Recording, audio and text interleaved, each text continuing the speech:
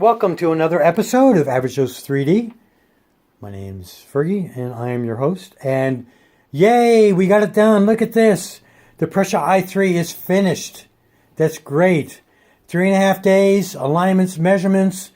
We finally got it done. This is great news. So let's go through the build here.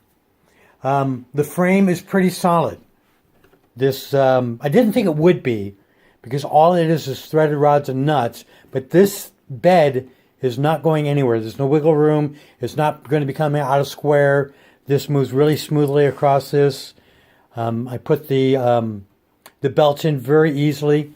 So on this bed, it looks great. The only thing I don't like about the bed is the end stop.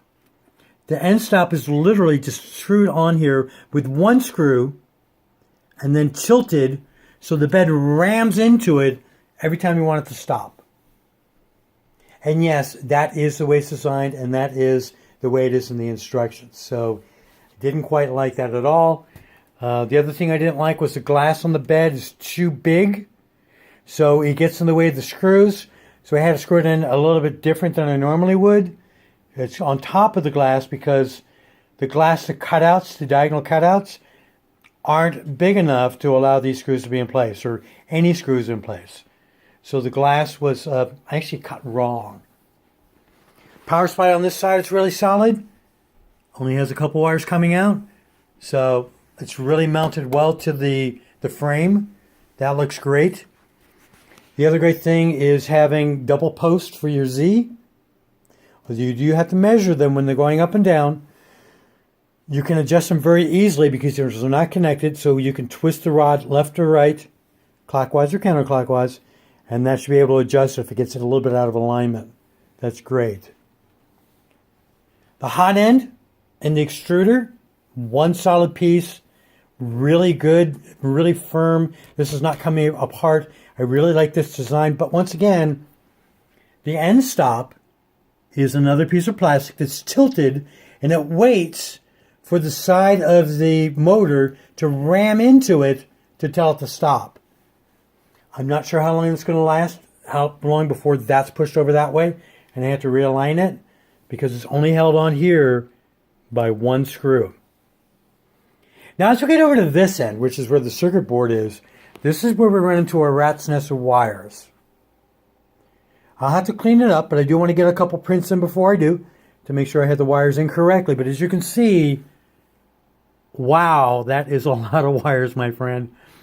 The circuit board is connected to the side here with a couple standoffs.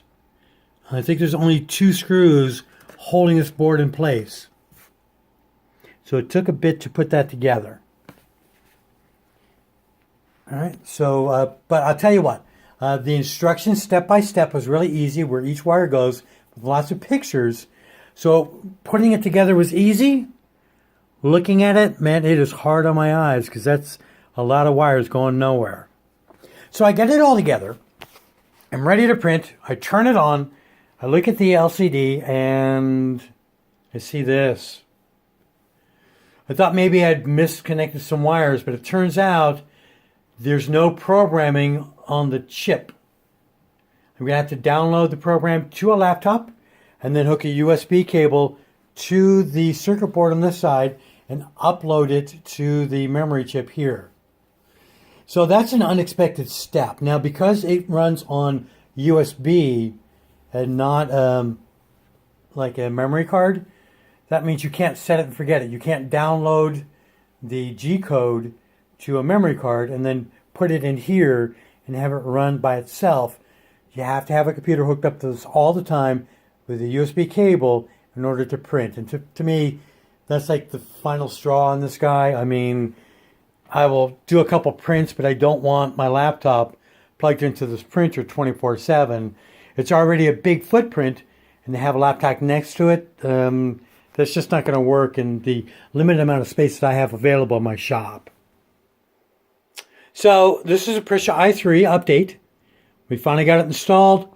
We just need some software. It's a PLA. I think we'll be rocking and rolling through this pretty easily. I want to thank you guys for tuning in to Average Joe's 3D. Go ahead and subscribe on the description box at the bottom. If you have any questions or comments, go ahead and leave them. I do answer them all as fast as I can. And we appreciate you coming tonight, and everybody have a great day.